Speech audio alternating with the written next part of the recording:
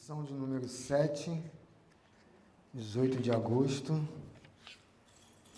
que tem por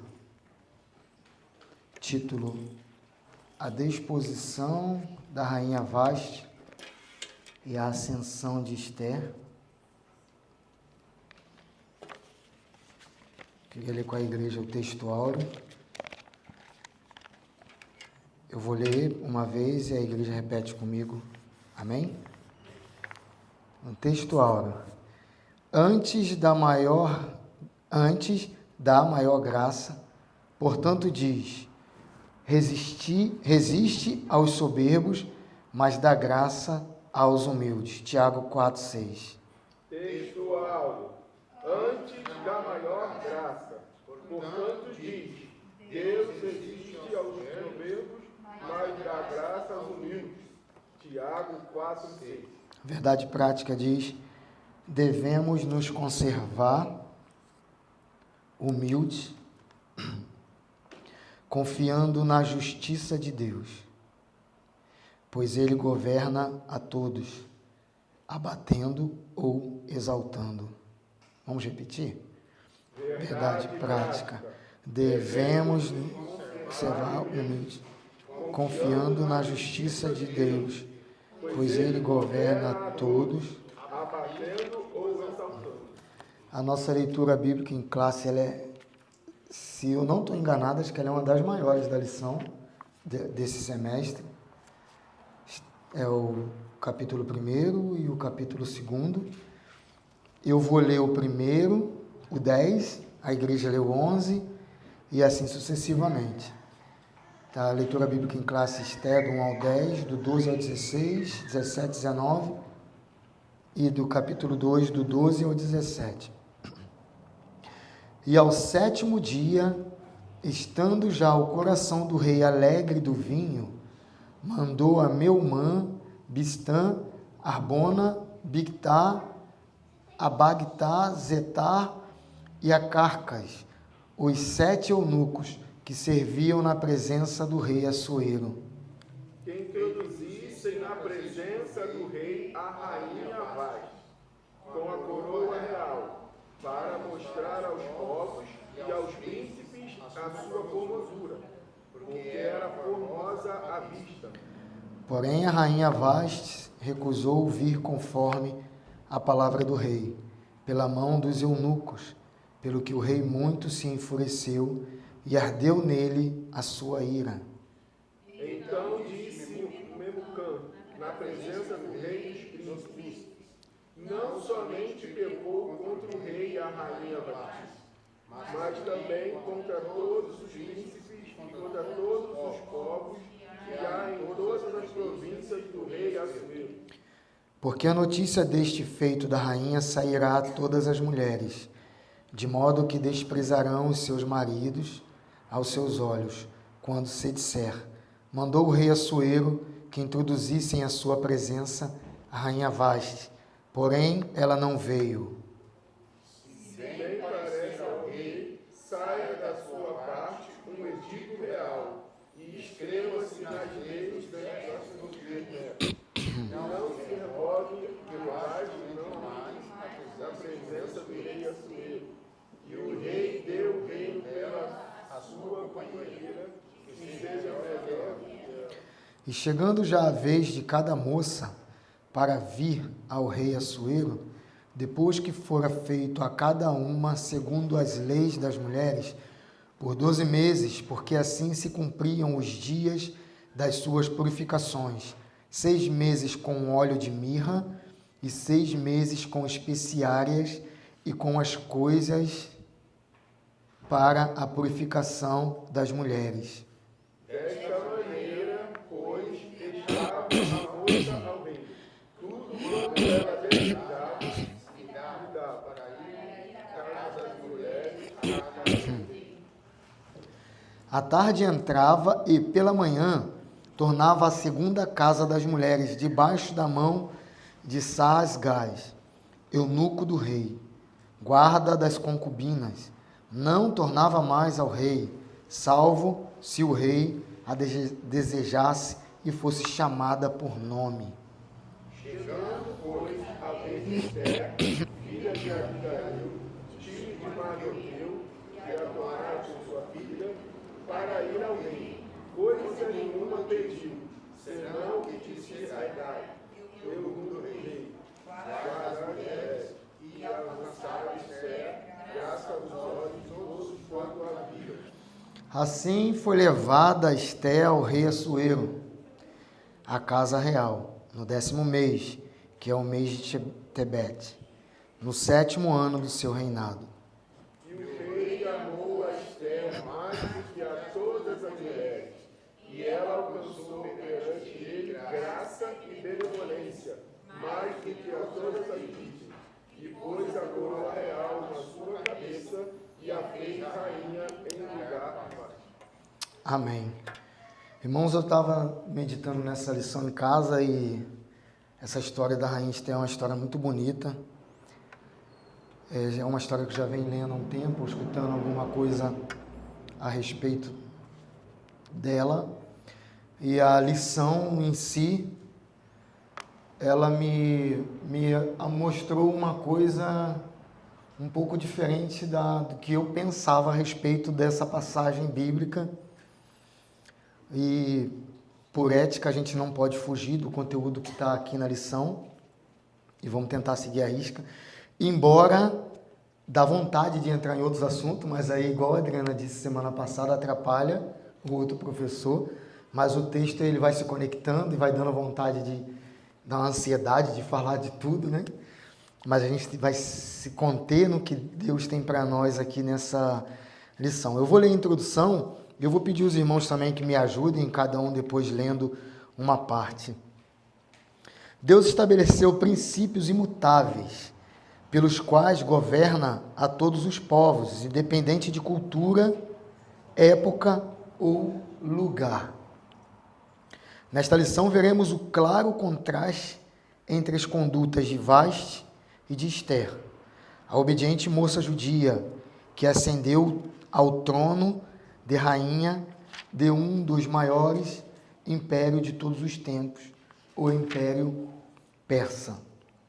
Esse começo dessa introdução, ele me remete até a um vídeo que eu vi há um tempo atrás, de um cara muito famoso questionando, eu acho que ele é até um pastor, esqueci o nome dele, e ele questionando um outro rapaz também famoso que se diz por ateu.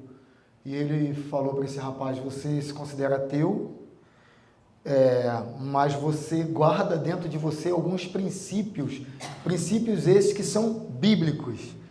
Tu viu esse vídeo, Felipe? Que ele diz, se você é ateu, então por que você acha que é errado roubar, mentir, trair? Aí ele, porque dentro de mim alguma coisa diz que é errado. Ele falou, então são princípios bíblicos.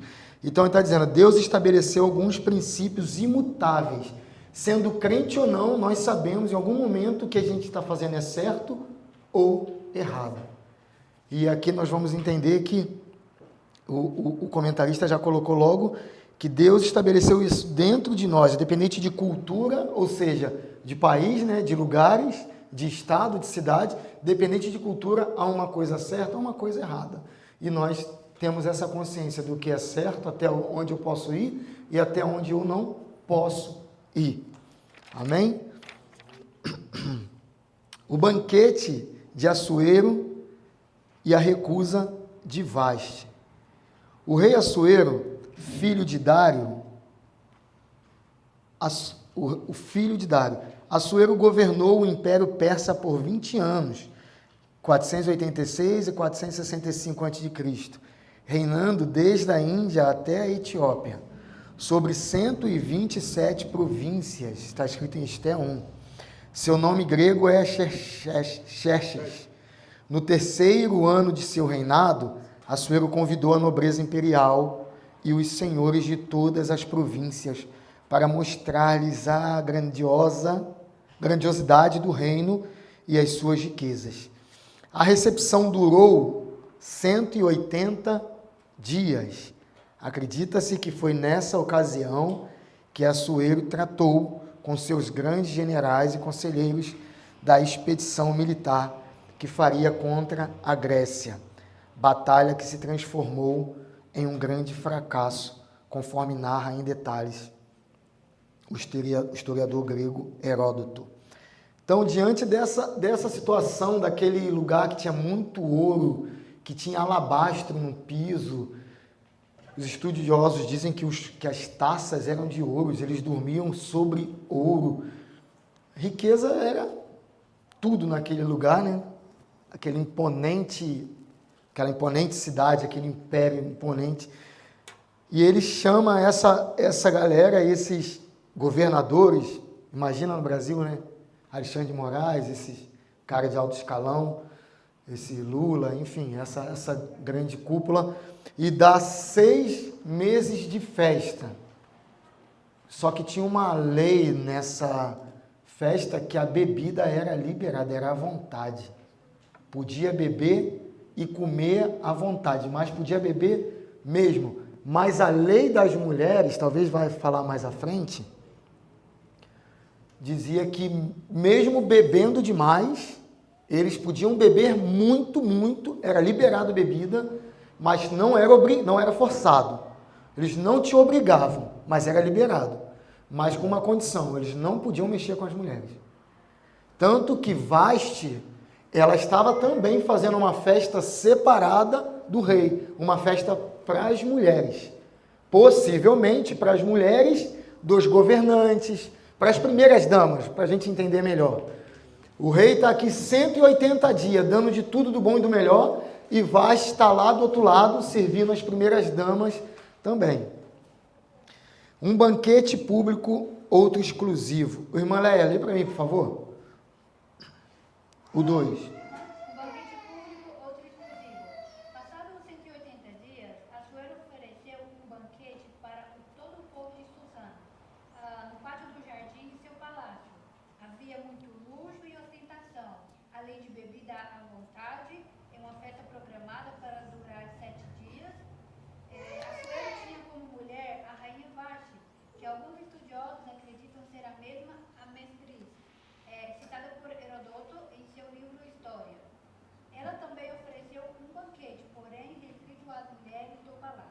Então, é o que eu acabei de falar aqui, né? Tá Assuero de um lado e Vasti do outro, com essa festa liberada.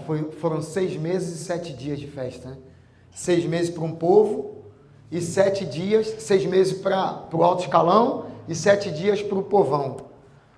Comida e bebida liberado. O convite à rainha. No 7º dia do seu banquete, depois de ter bebido bastante, Assuero estava em euforia. O coração do rei estava alegre do vinho.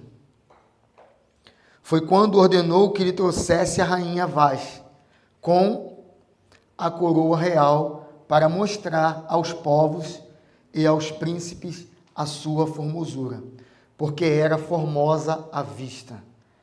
A rainha simplesmente recusou acompanhar os 7 eunucos que o rei enviou para conduzi-lo à sua presença. Então, irmãos, aqui é o detalhe mais ou menos do que eu falei logo no início, da proposta da lição. Porque a palavra-chave da lição é obediência. E a lição me mostra, o autor me mostrou dois casos. Uma pessoa que obedece e uma outra pessoa que desobedece. Só que se a gente for estudar um pouco a fundo e sair só da lição, a gente vai entender também alguns motivos por que essa mulher desobedeceu. Tudo bem que era um rei, eu entendo, a vontade dele é soberana, mas essa ordem, ela feria alguns princípios, como nós acabamos de ler na introdução, que Deus estabeleceu alguns princípios. Há quem diga, e eu pesquisando num livro que eu tenho lá em casa, num comentário, eu já tinha um tempo atrás escutado uma pregação sobre isso, e eu fui pesquisar, e eu estava meio confuso, eu fui pesquisar, e a irmã Adriana também me mandou um texto que tem muito a ver com o que eu também tinha pesquisado. Há quem diga, não está na Bíblia, isso é assunto de historiadores, que possivelmente ele estava exibindo a sua mulher, por ser muito bonita, possivelmente nua ou seminua, somente com a coroa real. Volto a dizer, não estou afirmando porque não está na Bíblia. Isso historiadores dizem. Porque ela negou, nós também não sabemos. A única coisa que nós temos a certeza é que era um homem bêbado, 6 meses de festa, muito álcool no sangue, e que na hora, no meu ponto de vista, ele até se controlou. Na hora de dar a sentença, ele até se controlou, mas ele pediu outras orientações, pediu outras ajudas aos seus conselheiros. Vamos ver mais daqui para frente. Vamos entrar para o 2. Vaste resiste à ordem do rei e é deposta. Lê para mim, Carla, por favor. A recusa da rainha. São diversas as opiniões a respeito das condutas do rei e da rainha nesse episódio.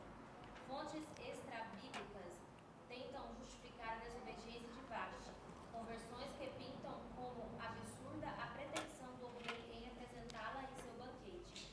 O uso de fontes não bíblicas é saudável quando servem para aclarar o sentido do texto escriturístico.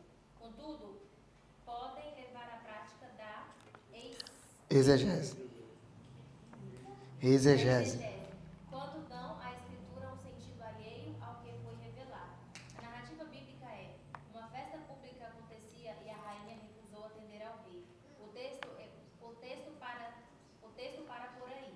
Fica difícil sustentar algum recato da rainha, principalmente se ela for, como alguns imaginam, a mestriz citada por Heródoto, uma mulher astuta e sanguinária. Então, eu estava tentando lembrar a palavra e veio aqui, exegese, né? Quando nós falamos algo fora do texto. O texto é bem claro, ela se recusou a ir. Ponto. Ela se recusou a ir. Aí, como diz, o pastor Campanha está ali, pastor, se precisar, o senhor me dá um help aí, tá? Mas aí, estudiosos vão interpretar de outra forma. Já tem uma outra linha de pensamento que diz, eu estava lendo em casa, que ela era uma mulher mais decente do que o próprio marido. De ela se portar... Não, calma aí, eu não sou um objeto. Você não tem que me expor na frente de um monte de homem. A fim de quê? Há uma outra linha de pensamento que diz que ela tomou essa atitude. Estou fazendo uma festa lá em casa, todos os homens do meu trabalho. Só homem, bebida liberada. Eu chego, pego minha mulher e minhas filhas. Vem cá, passei aqui no meio deles. Aí ela vai dizer, não, que negócio é esse? Eu tenho que ficar me mostrando, isso aqui é escola de samba, é passarela, eu tenho que desfilar no meio deles? É mais ou menos essa situação que estava acontecendo. O autor colocou um lado obediente e um lado desobediente. Mas eu fiquei com essa parte do meio. André. Não estou dizendo que ele está errado e que eu estou certo. Não é isso. Hoje nós vamos estudar obediência e desobediência. É o que nós vamos estudar hoje. E eu entendo esse lado da rainha Vashti. Até porque o texto é limitado. Ela se recusou a ir. E ela também não era qualquer pessoa que tinha chamado ela. Foram os 7 conselheiros do rei. Tem o outro lado. É esse lado que o autor está focando. Foram 7... Imagina o corpo de presbítero dos ministros da igreja. E o pastor Zé Reis dá uma ordem para eles. O presbítero Genivaldo, o presbítero Felipe, o diácono Danilo, o presbítero Alexandre, eu esqueci o nome do outro irmão. Elias, presbítero Elias. Os diáconos, os ministros. E vai lá na minha casa, André, o pastor mandou essa ordem, essa. E eu não obedeço. Eu estou em desobediência.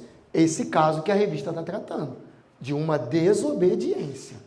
E aí, se a gente for entrar a fundo, vai querer estudar o porquê que ela desobedeceu. O que não é isso que está na lição. Por isso que eu estou agregando o que eu penso a respeito dessa história. E é óbvio que no desenrolar das outras lições, a gente vai poder juntar esse quebra-cabeça para ver qual linda é essa história. Alguém quer falar alguma coisa? Existe diferença entre exegese e exegese. Tá. Exegese é quando você usa a ferramenta adequada para fazer a interpretação. E a exegese é quando você faz uma leitura contextual da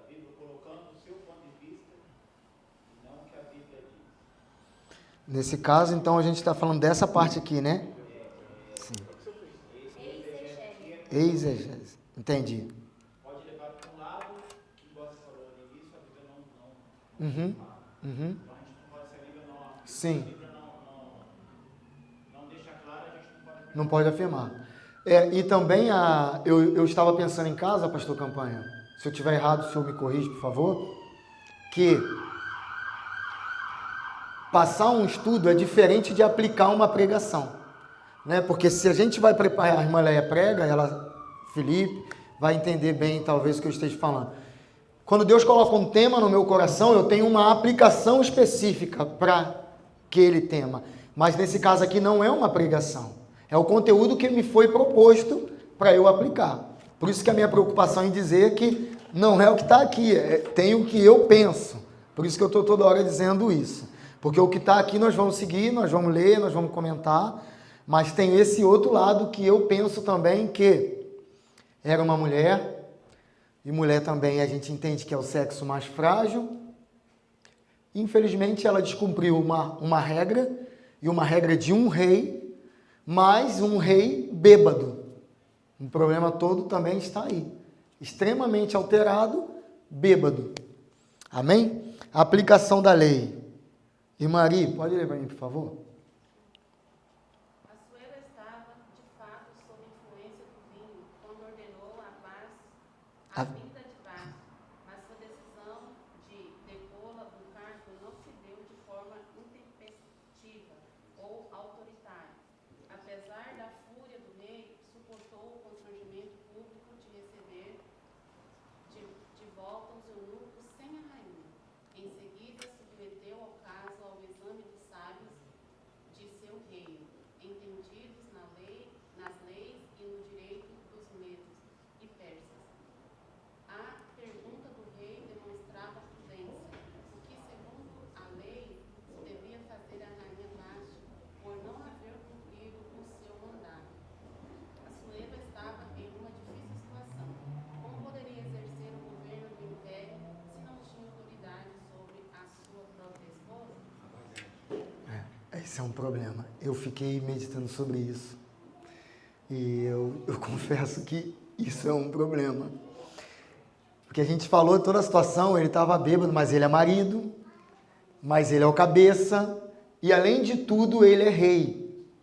Então, é interessante que eu estava lendo um outro tópico, que acho que foi o que a irmã Adriana me mandou.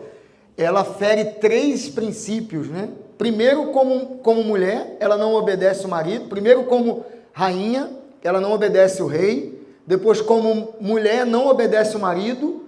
E como serva, ela não obedece o mandato de um superior. Então, ela, de acordo com esse estudo, ela está ferindo 3 princípios.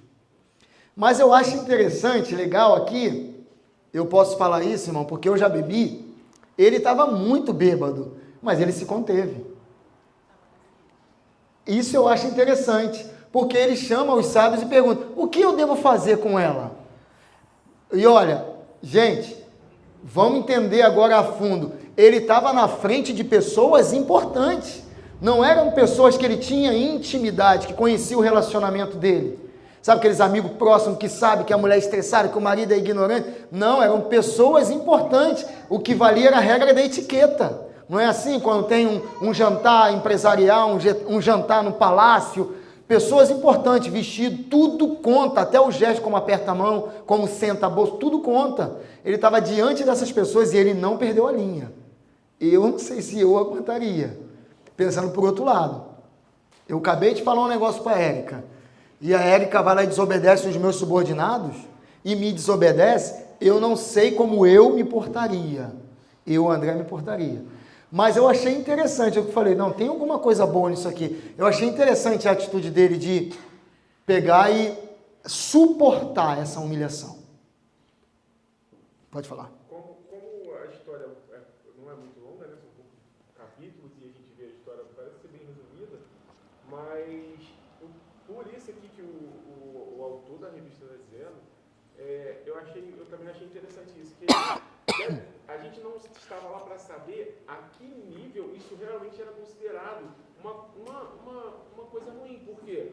o fato dela ter desobedecido ele? Porque para ele chegar à via de falar com os sábios, deveria ser alguma coisa que não era uma coisa boba, não era uma coisa, tipo, era alguma coisa muito grave, mesmo ele estando embriagado, deve ter sido assim, realmente uma coisa muito que, não, vou consultar ele para ver o que eu faço. É um Não rei. uma coisa que fala assim, não, passa. É um rei dando uma ordem.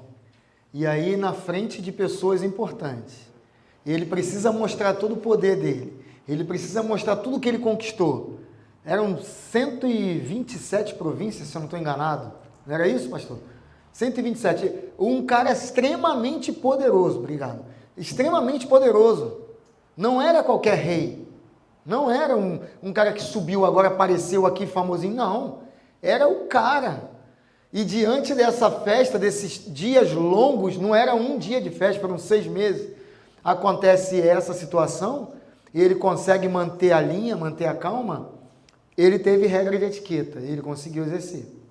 Já tem outra linha de pensamento que diz que ele era um homem frouxo, porque ele não consegue tomar atitudes próprias, ele precisa de alguém para dizer para ele o que ele precisa fazer. Isso também é um problema, porque quando eu alcanço certos patamares, vamos falar do meio secular, enquanto eu sou peão, ninguém anda comigo, mas eu sou patrão, um monte de gente me bajula. Ele tinha 7 pessoas para falar por ele. Essas pessoas falariam alguma coisa contra ele? Será que esse sábio iria... O que o senhor acha, pastor Campanha?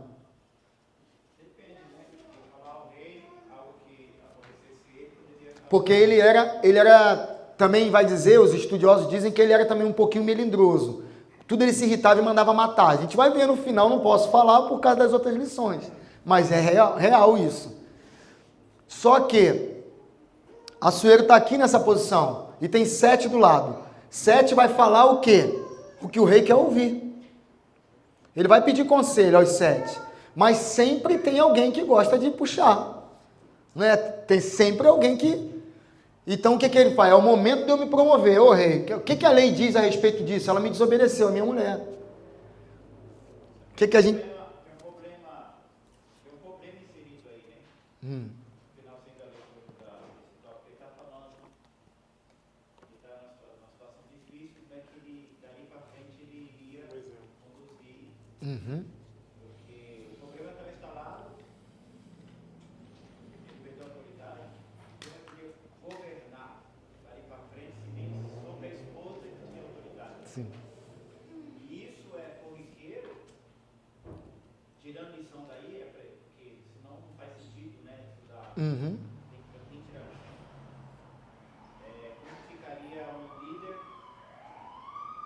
por exemplo, o líder religioso hoje, que ele exerce uma função de autoridade na igreja e ele não tem a família sob a sua submissão. Ele não tem como governar. Sim. Ele não tem autoridade. Se ninguém nem em casa respeita, como é que... Tem esse... É porque essa lição está muito legal por conta disso. Fala, não é que o presbítero É um dos princípios, né? Quando vai... Até o escrivo daqui dessa igreja, o pastor pergunta até às mulheres como que é em casa o marido que governa. E Coríntios ou Romanos, se eu não me engano, vai falar. Coríntios, né? É interessante. 1 Timóteo 18. Tito. É interessante que, para quem queria mostrar a grandiosidade do seu poder e não ter autoridade sobre a sua mulher, diminui muito ele. Tipo, é meio assim, tem tudo, mas não tem controle na sua casa, então, tipo, tudo que ele mostrou ficou zero. Não, e olha só, no começo da lição... Terminou? Desculpa. Não, sim. No começo da lição diz que essa festa, esses 6 meses de festa, não foi uma simples festa. Essa festa foi para tratar sobre uma guerra, uma grande guerra, que durou 4 anos, mais ou menos, até chegar a Esther. Então, nós vamos ver que um rei que quer exercer poder, é o que a irmã falou, ele mostra que financeiramente ele é poderoso. Talvez com seu exército ele é poderoso, talvez com seu palácio ele é poderoso, mas ele não tem domínio sobre a mulher dele. Quantas vezes eu me sinto esse Assuero? Então, é o que eu tô falando, ele diminui. Ele diminui ele. Nas outras áreas diminui Sim, exatamente, é. Ele não te domina mais. Ele mostra, ele tem um monte de força, ele tem carro de ferro, ele tem tudo, carruagem, né? Porque quem tinha de madeira é inferior, o cara tem tudo. O cara tá servindo coisas, vinho na taça de ouro. As pessoas estão dormindo em cima de mármores caríssimos. Acho que, se eu não me engano, até algumas partes que dormiam tinha ouro embaixo. Ele está mostrando o poder. Não, vem cá, olha só meu palácio, olha o meu reinado, olha como é que estão as províncias, olha como é que estão os príncipes, eles chamam os príncipes das 127 províncias. Olha como é que está tudo isso, olha como é que eu domino tudo, agora eu quero invadir a Grécia. E aí, vocês estão comigo? Vocês vão me ajudar? E tal. E ele está mostrando, está vendendo o peixe dele. Aí ele vai dizer, chama minha mulher lá para ver como ela é bonita. Porque até nisso eu tenho poder, a mulher não vem. E aí? É onde você falou no início, provavelmente ele fez, ele queria mostrar ela, né? Ela fez alguma coisa muito. E ela não queria, ela recusou total. Aí, É estranho, não era uma coisinha simples para ela rejeitar. Tanto que eu vejo por um lado muito, eu vou me pensando até pro outro lado, que quando ele fala com esses 7 conselheiros, os eunucos lá, eu acho que ele vai mais na intenção, tipo assim, ó, o que eu faço com ela? Minha esposa. Não, ele pergunta o que a lei diz. O que a lei diz? Para aplicar a punição. Para aplicar, o que a lei diz? Sim. Tipo, eu acho que ele, porque não diz, né, no texto, né, mas Sim, a gente conjectura, né? Porque, tipo assim, eu acho que ele falou assim, cara, minha mulher, eu sei que ela fez isso, mas é minha esposa, minha mulher. O que a lei fala a respeito disso? E aí? O que a gente faz? Vamos na lei? Eu acho que ele foi mais por esse lado. E não, como não diz, né, a gente... Então, a lição é de número 7, e o tema é a deposição da Rainha Vasta e a ascensão de Esther. A irmã Adriana disse na semana passada, e pesquisando o livro de Esther, ele não contém a palavra Deus. E diante de toda essa situação, dessas suas dúvidas, das minhas também, tem uma coisa em comum. Nós não entendemos o agir de Deus nas nossas vidas. Para todas as coisas existe um propósito. E uma coisa que nós temos que ter em mente, temos que ter fé, e hoje eu conversando com a Erika em casa, é mais ou menos sobre isso. O momento em que a gente entende que Deus tem o domínio de todas as coisas, não importa o que está acontecendo, Deus tem o domínio de todas as coisas. Nós vamos entender no decorrer do livro de Esther, no decorrer dos estudos, e vai ficar... Hoje é óbvio que está abrindo esses pontos, que é bom para a gente estudar, até para a gente pregar futuramente, né? São vários leques que se abrem a respeito desse tema, mas para mim o tema central desse livro é o poder de Deus, a onipresença. Soberania e onipresença. Você não vê o nome dele ali, mas você sabe que Deus está agindo. De alguma forma, em prol do seu povo, Deus está movendo as peças. Porque seria fácil eu chegar para resumir assim, ó, foi Deus que endureceu o coração dela porque ele queria agir a favor dos judeus. Foi Deus. Não tem explicação. André, Senhor? me permite? Sim? É óbvio que Deus estava nos bastidores, tudo isso, como você está dizendo. Porém, é um ponto que eu vejo que o rei, quando ele deu essa ordem à rainha, ele se precipitou também. Houve uma precipitação da parte dele, já que todos ali estavam envolvidos na bebedeira doida, né? Perdão da palavra. Então ele se precipitou, porque quando na verdade ele podia simplesmente chamar ela ou conversar com seus conselheiros para ver de que forma que ele podia agir de uma forma mais sábia, não é verdade? Concorda comigo? Se eu não... Desculpa. Não, a questão é igual os conselheiros falou. Todas as mulheres do reino, por ter visto aquela atitude, também não Ia desobedecer. obedeceriam o marido. Mas se eu não estou enganado, irmão Clóvis, ele não tomou atitude na hora, não. Não foi na hora? Não, se eu não estou enganado. Eu li isso hoje, eu não me recordo agora. Eu estava estudando numa enciclopédia que eu tenho em casa. Se eu não estou enganado, eu posso estar enganado. Mas eu vou confirmar e vou falar para o senhor. Mas o senhor sabe, pastor Campanha, se foi na hora que ele tomou... No tópico 2 está dizendo na revista, no tópico 2, lá embaixo, a aplicação da lei. Uhum. Aí ele fala na última linha ali que, mas a sua decisão de depô-la do cargo não se deu de forma Intempestiva ou autoritária. Ele está falando que não foi de imediato. Ó. A sua está dominou a vinda de baixo, mas sua decisão de depola do cargo não se deu de forma Intempestiva. Não foi na hora. Por isso que eu acho que não foi na hora, irmão Clóvis, entendeu? Ele chama esses conselheiros e pede uma orientação e diz: o que diz a lei a respeito disso? Como que eu tenho que agir? O que Não, mas Oi? isso foi após. Foi após. Exatamente. Não, mas a lei só foi aplicada depois do caso. A argumentação de Clóvis Foi a após. ação do rei, quando convidou ela para vir apresentar, não após ela ter negado. Exato. Isso aqui está falando depois que ela negou. Sim, mas ninguém sabia se ela ia vir, eu não entendi então, só para eu entender. A argumentação dele é que o rei agiu não sabiamente Ao chamá-la, Sim. É porque assim, quando mandou chamar, o que ele tinha que ter feito? Ele tinha que ter buscado conselhos. Ele não podia estar totalmente autorizado para não tomar uma decisão, como eu disse, precipitada. Foi a decisão que ele teve. Porque automaticamente a lei favorecia ela a não vir. Não sabemos se foi esse o motivo, né, dela não ter vindo.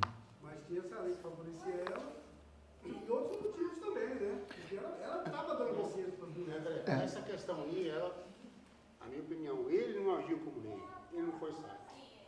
mas Isso traz isso para o dia de hoje. Sim, mas não é, porque quando a gente vai estudar a questão bíblica, a gente tem que se remeter o contexto naquela cultura ali, inserido ali. E quando a gente vai aplicar, a gente traz para o dia de hoje. No caso, a gente está falando daquele momento em que aconteceu, não é a aplicação ainda. E outra coisa, nesses reinados, a ordem do rei era que nem de Deus. Sim, é isso que eu ia falar para o irmão Genivaldo. Eles faziam de obedecer. Por isso que eu falei que ela feriu 3 princípios, que ela não obedeceu o marido, não obedeceu o rei e não obedeceu como serva. Porque mesmo ela sendo rainha, ela também é serva, porque ele é autoridade. Tanto é, eu vou entrar, você me permite, você é o próximo professor, né? Eu não sei se vai ser nessa tua lição, você me permite. Tanto é que quando Esther vai lá, acho que não vai ser na sua não, vai ser mais para frente. Quando é clamado, quando Mardoqueu pede Esther para que ela faça alguma coisa, se incomoda com o rei, com o povo vai morrer, se incomoda, ela, o que eu vou fazer? Vamos orar, chama um jejum, vamos. Esther entra na presença do rei, arriscando a sua própria vida, porque mesmo ela sendo rainha, ela não podia entrar, se ele não estendesse o cetro, ela morria na hora, porque os guardas pretoriais, o guarda do rei, independente de quem seja, se o rei não chamou, passou na frente e morre. Pum. Porque qualquer pessoa, se o rei não chamar, era considerado uma grave ameaça à vida do rei. E nesse momento aí eu vejo a mão de Deus. Porque o rei não chama, ela entra e ela não morre. E o rei ainda estende o cetro. É a mão de Deus. Entendeu, irmão Clóvis? Difícil, irmão Clóvis. Eu que tenho um passado, e por conta de bebida eu já quase perdi minha família, é difícil entender também a cabeça de um cara bêbado. Ele não tem controle. Ainda mais de alguns certos tipos de bebida e o nível de álcool no sangue. Ele não tem controle. Para ele ter o raciocínio assim, será que eu devo chamar minha mulher, que eu estou politicamente correto fazendo isso? É difícil querer que ele tivesse naquele momento o controle. Por isso eu não sei se o senhor estava aqui quando eu falei que eu admiro a atitude dele, que ele mesmo sendo contrariado, passando vergonha, porque ele foi humilhado na frente dos príncipes, ele não agiu loucamente ali pelo efeito do álcool. Por isso que eu falo que eu não agiria desse jeito. Inclusive eu tenho repúdio a álcool por conta disso, porque bastava qualquer nível de álcool no meu sangue, eu alterava extremamente. E eu fico pensando, numa situação dessa, eu não agiria dessa forma. Entendeu? Amém? A sentença de Vaste. Quem pode ler para mim, por favor? Pode ler, Felipe. Examinando o caso, Memucã, um dos seus sábios, aconselhou ao rei que depusesse Vasti.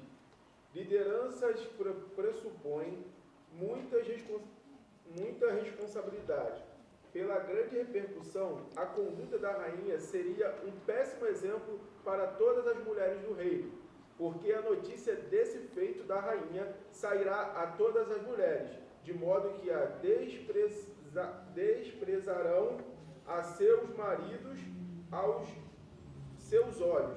Esther 1,17. Isso provocaria desrespeito e discórdia nos lares. Esther 1,18. O conselho de Memucã agradou a Assuero e seus nobres, e ele decretou a deposição de Vasti. Além disso, enviou cartas a todas as províncias, estabelecendo que cada homem fosse senhor em sua casa. Esther 1,22. Uma das qualificações exigidas do líder cristão é exatamente esta: exercer o governo da própria casa. O princípio bíblico é: o homem que não lidera em casa não é apto para cuidar da igreja de Deus. 1 Timóteo 3, 4, 5. Olha aí o que a gente estava falando antes, né? O que o pastor Campanha adiantou, que a gente estava falando antes.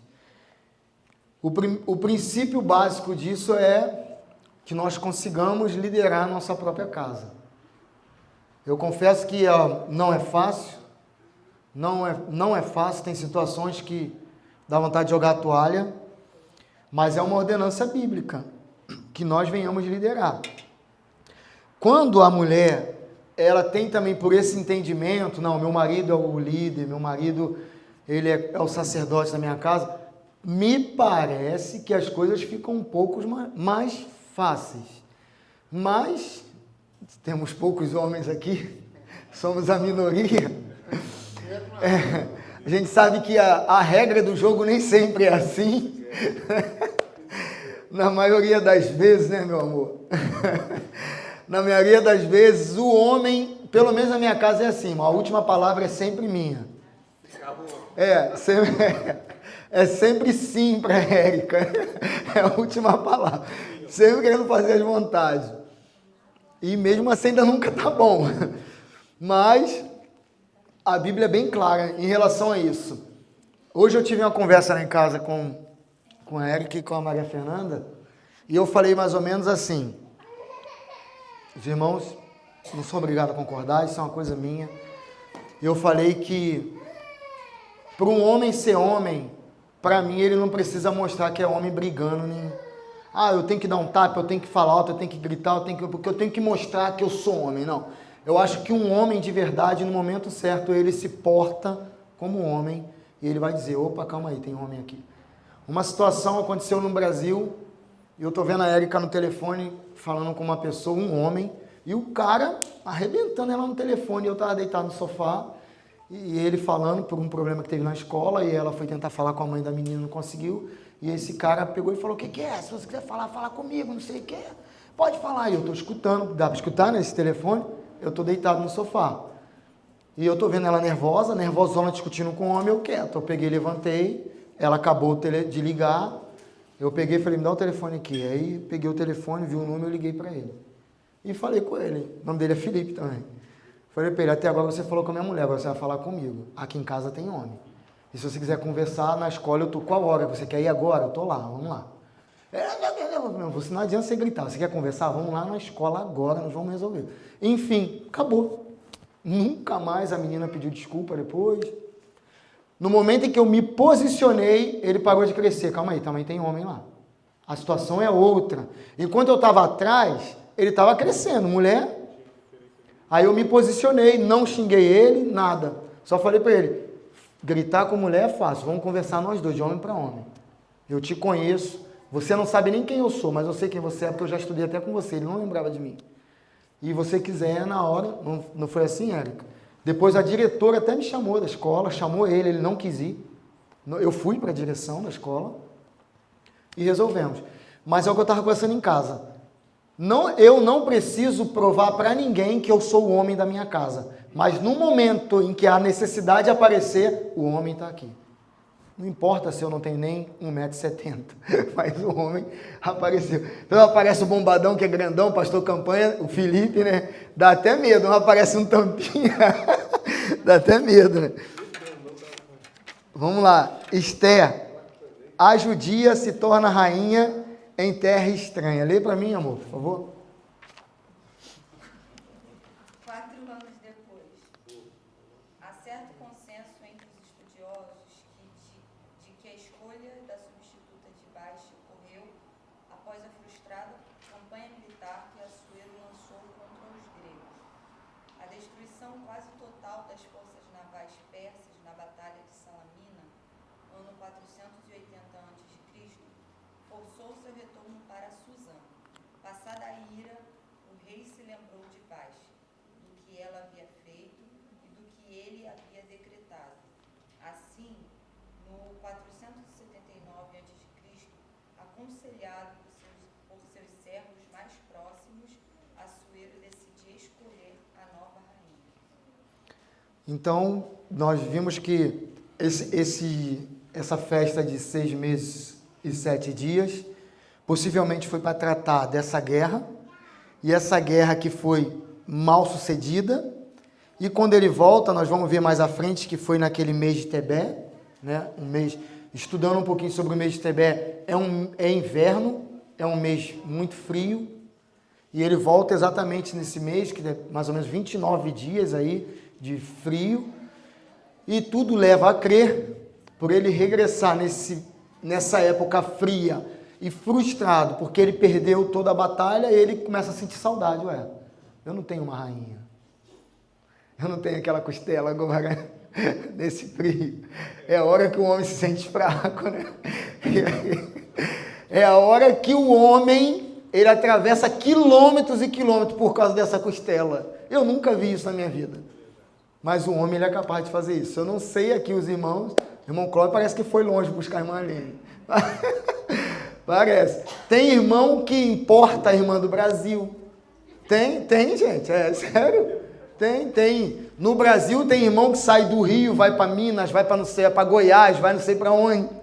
Eu fico pensando, mas um monte de gente do lado aqui não. Mas é uma coisa que não tem explicação. Acho que a ciência ainda não explicou isso. E aí nós vemos que ele vai chegar nessa batalha frustrante que ele vem, perde tudo, e aí ele chega em casa e fala, já não tenho mais nada, mas se eu tivesse pelo menos a minha rainha aqui, não, calma aí, vamos resolver isso. Eu sou o rei, eu tenho tudo, mas o que eu preciso, eu não tenho. Nessa hora não tem dinheiro, né? Só quer mesmo aquela costelinha no meio frio do lado. O universo da escolha. Apesar de governar um império originário de longas sucessões entre famílias da Média e da Pérsia, Assuero decidiu escolher a nova rainha dentre moças de todas as províncias do reino. Não havia restrição quanto à origem étnica ou racial. Isso aqui é interessante, irmãos, porque um rei, ele não casava com qualquer mulher. Porque casamento era acordo, sempre pensando em dinheiro, sempre pensando em território. Ou seja, eu sou rei dessa província, o Felipe é rei daquela província. Felipe, o que você tem aí para o meu casamento? Qual filha você tem? Porque a gente negociava terras, era negócio, casamento, além de relacionamento, era negócio. Mas aqui, possivelmente, ela também era do clero, e ela não obedeceu ele. Possivelmente, ela desobedece ele. Após essa guerra frustrada, ele volta e fala assim, eu arrumei uma do clero, e ela não me obedeceu, então agora não tem etnia nenhuma. Agora pega as virgens todas mais bonitas e põe aí, e vamos curar ela num perfume maravilhoso. Tem gente que diz que aquele perfume foi tão intenso que penetrou nos poros dela, que a mulher quando falava saiu o cheiro. Mas, meu Deus, é sério, porque era 6 meses banhando. Marquinhos, tem noção, Marquinhos? 6 meses banhando em perfumes caros, sim, em óleo caro. A Érica passa um Dove, eu já fico todo bobo, aquele creme, um Dove, imagina um perfume caro desse, um óleo desse de esmirra na pele, né? Vitória Secret, é. Então, ele aqui já quebra um protocolo. Ó, eu arrumei uma do clero, ela não me obedeceu, então agora eu vou abrir as exceções, o leque vai aumentar para ver se alguém me obedece. A única exigência é que fossem virgens e formosas. Quando Deus dirige o processo, nenhum detalhe fica esquecido. Isso aqui é muito forte. Quando Deus está no negócio, parece que está tudo turbulento, né? Mas é Ele que sabe, é Ele que age no momento certo, as coisas certas. Ele cuida de tudo. O concurso foi divulgado e muitas moças levadas a Suzã. Mardoqueu morava próximo ao palácio, e com ele a prima Esther, criada como filha, levada à casa do rei. Esther ficou sob os cuidados de Hegai, guarda das mulheres, de quem logo conquistou a simpatia. Havia uma graça especial em Esther. Além de se apressar em dar-lhes os seus enfeites e alimentos, e 7 moças para que lhe assistirem, e fez passar o melhor lugar da casa das mulheres. Isso aqui eu vejo a mão de Deus. Mardoqueu fala com ele, ele vem o guarda das mulheres, bota ela num lugar estratégico. Não, você vai ficar aqui perto do rei. Você vai passar sempre aqui. Eu vejo a mão de Deus. Embora o texto não diga, não há outra explicação. O Deus que estava com José estava também com Esther. Impressionante, irmãos. Hoje é difícil ver uma filha obedecer o pai e a mãe. Essa menina órfã, criada com um primo, tendo consideração de pai, e obedece em tudo. E ele diz para ela, a gente vai ver aqui no final agora, ó, você não fala qual é a sua etnia, qual é a sua origem, qual é o seu país. Você não fala. E ela até nisso obedeceu. E aí a gente começa a ver separado, uma pessoa que não obedece e a outra que obedece. Aí o preço da obediência, ela vai ter um lugar bem melhor. E é tema para as próximas lições. Mas me chamou a atenção essa parte de essa prima, filha prima, sabendo que o primo põe ela nesse concurso, e lá ela não, em momento algum, ela desvia, mesmo sendo já a rainha, do que ela aprendeu com o primo dela. É impressionante a atitude de Esther. Tudo que Mardoqueu falava, Esther obedecia. Ela não deixou nem a vaidade entrar no coração dela. Falou, peraí, você não é meu pai. Agora eu sou rainha. Ela não fez isso. Ela não fez isso. Ei, Mardoqueu, acorda para a vida, cara. Eu agora sou mulher do rei. Não, o que foi meu tio, o que foi meu pai, não sei como ela falava. É impressionante que a gente pode aprender com a obediência. Vamos lá para finalizar, e o pastor Campanha se prepara para fazer a conclusão, por favor. Se mais alguém não quiser comentar nada, eu, após ler e explicar, vou passar para o pastor Campanha. A obediência, alguém quer comentar sobre a escolha dela? Alguém quer comentar alguma coisa? Tem alguma adição para fazer? Alguém quer falar? Kevin? Keleia? Irmã Aline? Está com a língua coçando, hein, irmã? Mardoqueu ordenou a Esther que não declarasse qual era o seu povo e sua parentela. Qual a razão dessa ordem? Não sabemos ao certo, já que não havia restrição étnica no processo de escolha da nova rainha. Mesmo sem entender o motivo da proibição, Esther obedeceu à risca.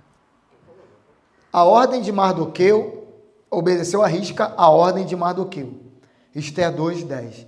Ela não exigia explicação para obedecer. Isso eu acho legal. Hoje, tudo que tu fala, alguém argumenta. Não, por que eu tenho que fazer isso? Principalmente jovem, né? Por que eu tenho que fazer assim? Não, mas por quê? Ela não questionava nenhuma ordem dele.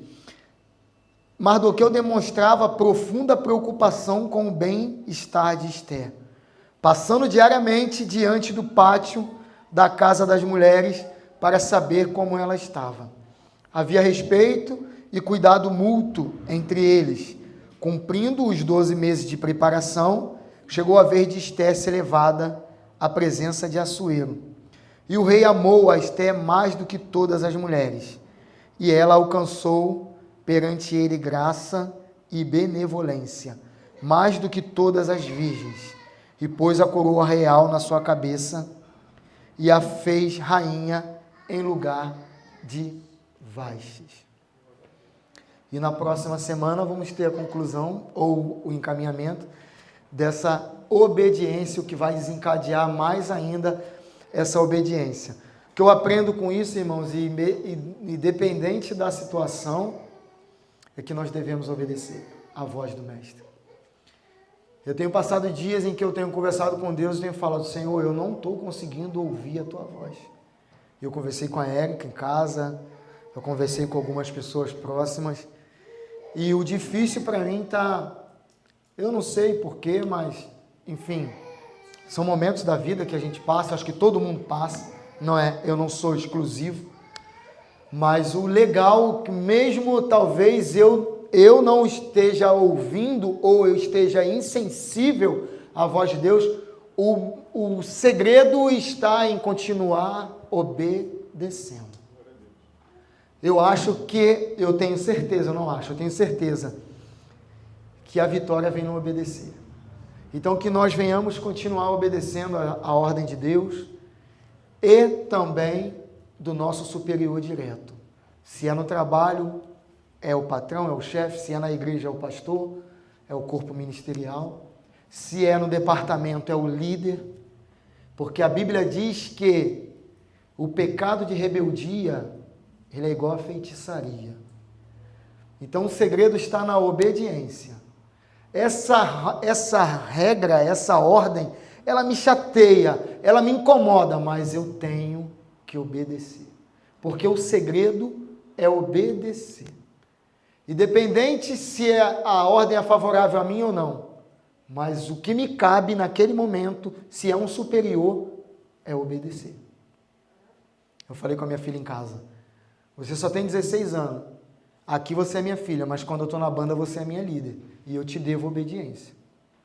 Embora você só tenha 16 anos e seja minha filha. Mas é porque a gente tem que entender que, pastor, eu não concordo, mas eu tenho que obedecer. Não concordar é uma opção de todos, mas eu tenho que obedecer.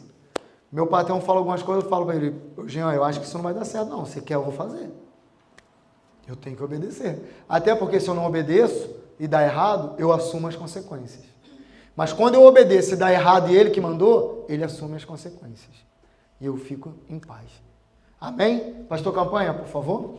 Que Deus continue abençoando os irmãos. E quero parabenizar o nosso irmão André, a você que veio aprender a palavra do Senhor. Interessante, nós concluímos a lição de Ruth, semana retrasada, alguém que era estrangeira e Deus abençoou na terra de Israel. E Esté, que era descendente de judeus, e Deus abençoou em terra estrangeira. E algumas lições importantes essa aula de hoje deixa para nós refletir. E é claro que existe um pensamento formado pelo movimento feminista no mundo inteiro, e elas querem, como nos dias de Ló, arrombar a porta e modificar aquilo que Deus estabeleceu. Ninguém e nenhuma família pode subsistir quando muda as posições que Deus estabeleceu. Não é uma questão de machismo, é uma questão de ordem, é uma questão de princípio que Deus estabeleceu. A Bíblia fala que Deus é o cabeça de Cristo, Cristo é o cabeça do homem, o homem é o cabeça da mulher. É claro que muitos homens não sabem administrar isso e usam desse artifício para impor um autoritarismo que não é bíblico e que desagrada a Deus. Mas quando o homem ele exerce debaixo do temor de Deus a missão que Deus lhe confiou, e ele tem do lado uma esposa, uma mulher, que respeita essa posição que Deus pôs o seu marido, não tem como, irmãos, dar errado. E o André colocou muito bem aqui uma ordem que estava estabelecida, mas eu gostaria de transferir essa pergunta para as mulheres que estão aqui. Aliás, a pregação ela precisa ser aplicada. Você no lugar de Vasti, qual seria a sua postura? Não precisa responder. Eu quero somente que você pense. Qual seria a sua postura se você estivesse no lugar de Vasti? Você iria ou não? Segundo, seu marido pode exercer autoridade pelo que ele reflete dentro do seu lar, pelo que ele vive dentro do seu lar? Não precisa responder, eu não quero que ninguém se exponha aqui. Quando eu falo que Deus não envergonha ninguém, é nesse sentido. Você não precisa se expor. A própria palavra de Deus tem poder para nos espremer no nosso íntimo, e diante da palavra de Deus não dá para a gente dizer aquilo que nós não somos. Seu marido, ele é uma autoridade? Você respeita essa autoridade que Deus colocou sobre ele, como missão, como o sacerdote do lar, alguém que foi delegado por Deus com essa missão, de ser o amparo para a esposa, como vaso naufrágio, para ser o provedor do lar, para ser o sustentador, o guardador da casa, e outras missões que ele tem também instituída por Deus. Porque o rei Assuero aqui ficou em um ditado popular em maus lençóis.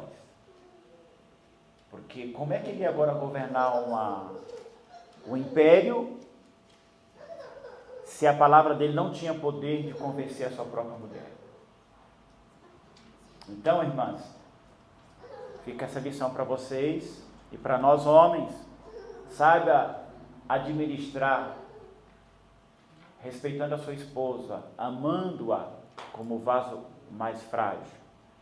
Porque quando Paulo vai ensinar essa questão igreja, Jesus e marido, mulher, em Efésios capítulo 5, ele fala que o homem ele deve amar a esposa com amor sacrificial. Se o homem precisar morrer para sua esposa viver, essa é a missão dele. Você sabia disso? Os homens que estão aqui? Se você tiver que morrer para sua esposa viver, é isso que Paulo ensina aos Efésios capítulo 5, a partir do versículo 22. Foi isso que Jesus fez pela igreja, ele morreu para salvar a igreja. Em contrapartida, a igreja, ela recebe essa missão do seu Senhor, que é o Cristo, e está sujeita àquilo que ele estabeleceu para ela. Eu quero perguntar agora para todos: é pesado você servir a Deus? É difícil você estar debaixo do senhorio de Jesus? É difícil você submeter o querer e a vontade dele? Ou é um peso para você? É claro que é um prazer para nós servir a Deus, mesmo ele nos colocando limite, mesmo ele nos colocando leis, mesmo ele nos colocando norma, mas para nós é um prazer servir a Deus. Então, quando os dois lados, agora marido e mulher, entende cada função, cada papel que você tem, se torna mais fácil, irmãos. É mais fácil para a mulher estar debaixo de um homem que a ama, que respeita, que sabe ouvir. É mais fácil do que um homem que é autoritário, um homem que grita, um homem que esmurra, um homem que xinga, um homem que sai debaixo dessa autoridade que Deus constituiu. Ninguém vai estar sujeita a um homem assim. Mas quando o homem exerce a sua função, a sua missão, com amor, com temor e tremor diante de Deus, não tem como a mulher estar ao seu lado. E, consequentemente, ela estando ao seu lado, ela vai estar honrando a autoridade que Deus constituiu sobre ele, e o nome do Senhor será glorificado. Detalhe aqui, irmãos, este rei é ímpio, está num lugar de estrangeiro, e eu quero concluir aqui. Deus não cria problema. Deus não é mesquinho como nós. Eu vou criar um meio aqui, eu vou por aqui, e lá na frente eu vou me dar bem. Não, Deus não trabalha assim. Isso é pensamento de pessoa mesquinha. Mas Deus, pela sua soberania, e pelos seus propósitos que ele tem na vida de algumas pessoas, ele usa o resultado de problema, ou meio de problema. Então ele chama aquelas pessoas que ele tem um propósito para aquilo, e chega o momento de Deus usar aquelas pessoas, como foi a vez de Ruth, como foi a vez de Esther, como foi na vida de Jacó, como foi na vida de José e de tantos outros personagens. Se você for ver o pano de fundo que estava por trás dessas pessoas, e elas estavam no lugar certo, no momento certo, e Deus as chamou para cumprir os seus propósitos, os seus desígnios.